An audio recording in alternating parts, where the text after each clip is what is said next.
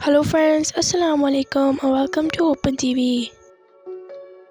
दोस्तों, इलेक्ट्रिसिटी जो कि हमारी ज़िंदगी का एक अहम हिस्सा बन चुकी है और आज हमने अपने आप को बिजली पर इस हद तक डिपेंडेंट कर लिया है कि अगर थोड़ी देर के लिए भी बिजली चले जाए तो हमारे काफ़ी काम रुक जाते हैं।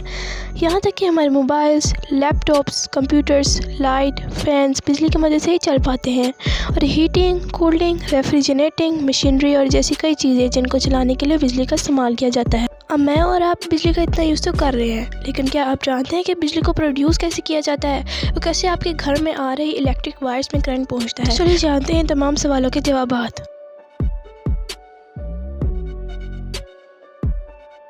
सबसे पहले जान लेते हैं कि इलेक्ट्रिसिटी होती क्या है। इलेक्ट्रिसिटी एनर्जी की एक ऐसी फंग होती है जो कि सबसे ज़्यादा यूज़ की जाती है और एनर्जिकली फॉर्म यानी इलेक्ट्रिसिटी किसी कंडक्टिव मटेरियल के अंदर इलेक्ट्रॉन्स की मूवमेंट की वजह से प्रोड्यूस होती है।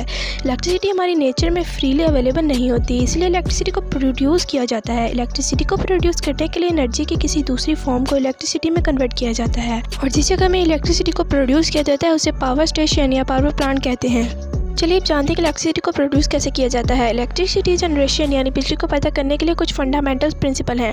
उन्हें 1831 में माइकल फ्राडा नाम के साइंटिस्ट ने डिस्कवर किया था और इलेक्ट्रिसिटी को प्रोड्यूस करने का ये मेथड है, यानी इलेक्ट्रोमैग्नेटिक कंडक्शन आज भी यूज़ किया जाता है। आज हमारे घरों तक जो बिजली पहुंच पाती है वो इसी मेथड को यूज़ करके प्रोड्यूस की जाती है। चलिए इलेक्ट्रोमैग्नेटिक कंडक्शन को समझने के लिए हम एक कॉइल ऑफ वर्क ले लेते हैं और इसको हम बिल या फिर वोल्ट मीटर से कनेक्ट कर देते हैं ताकि हम इसमें इलेक्ट्रिक करंट को भी मुहैया कर सकें। अगर आप देखें तो इसमें कोयल किसी भी किस्म का करंट नहीं है और ना ही ये कोयल किसी बैटरी सोर्स से कनेक्टेड है जिससे इसमें करंट फ्लो कर सके। अब अगर हम एक बार मैग्नेट को भी लें जैसा कि माइकल फ्राडा ने भी किया था, तो आप देख सकते हैं कि जैसे ही मैं इस मैग्नेट को कोयल के पास लेके आ रही हूँ तो हमारा कोयल भी करंट प्रोड्यूस हो रहा है जिसकी वजह से हमारा बल्ब ग्लो कर रहा है।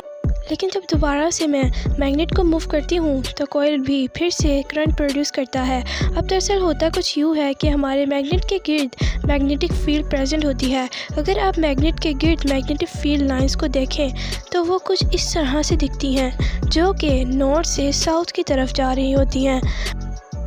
अब जब आप मैग्नेट को मूव करते हैं तो इसे कोयल के पास ले आते हैं तो इसे मूव करने की वजह से मैग्नेटिक फील्ड लाइंस चेंज हो जाती हैं। इसकी वजह से हमारी ऑयल प्रोड्यूस होती है और वो मूव करने लगती है जिसकी वजह से इलेक्ट्रिक करंट प्रोड्यूस होते हैं और ये मैग्नेटिक करंट फील्ड के कोयल से टकराने की वजह से प्रोड्यूस होते हैं।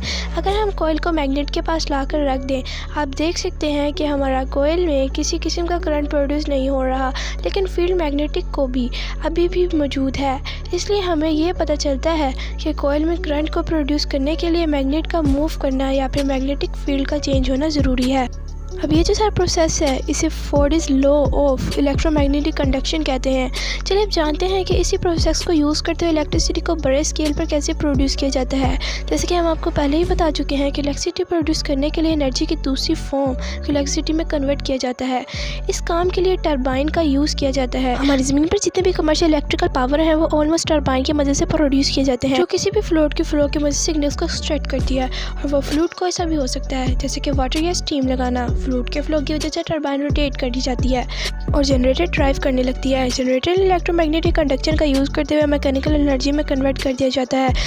पहले अगर आपको जनरेटर के बारे में कुछ जानना है तो नीचे कमेंट करके ज़रूर बताएं। अब आपको ये जान चुके होंगे कि टरबाइन को कनेक्ट करके इलेक्ट्रिसिटी प्रोड्यूस की जाती है, तो सवाल ये आता है कि वो कौन से तरीके हैं जिनकी वजह से टरबाइन को ड्राइव किया जाता है। हम इन सब तरीक़ों के बारे में आने वाली वीडियोस में बात करेंगे। मज़ीद मालूमात हासिल करने के लिए हमें कमेंट करके ज़रूर बताइए। Thanks for watching this video. Don't forget to subscribe and on the bell icon to receive all information about my channel.